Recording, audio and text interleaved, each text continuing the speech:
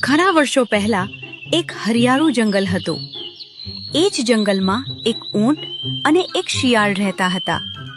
બંને મિત્રો હતા, પરંતુ બંનેના સ્વભાવમાં ઘણો ફરક હતો. ઊંટ ખૂબ સીધો, ભોળો અને દિલથી સારો હતો.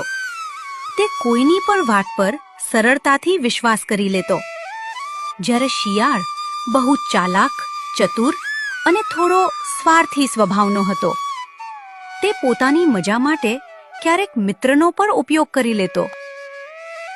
એક દિવસ બપોરે શિયાળે ઊંટને કહ્યું, મિત્ર ઊંટ, મેં સાંભળ્યું છે કે નદીની પારના ખેતરમાં ખૂબ મીઠી અને રસદાર શેરડી ઉગી છે. ચાલ ને આજે જઈએ અને મજા કરીએ.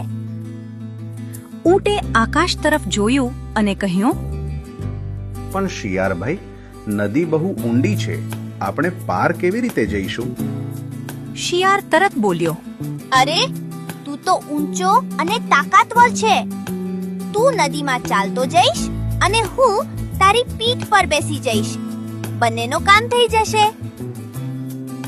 ઊંટે વિચાર્યું, મિત્ર માટે આટલું તો કરવું જ જોઈએ, અને બંને નદી તરફ ચાલ્યા. નદીનું પાણી ઠંડુ અને સ્વચ્છ હતું. ઊંટ ધીમે ધીમે પાણીમાં પગ મૂકી આગળ વધતો હતો.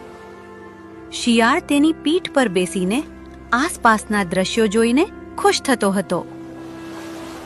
વાહ મિત્ર, તારા વગર તો હું ક્યારેય અહીં પહોંચી શક્યો ન હોત. ઊંટના દિલમાં ખુશી છલકાઈ.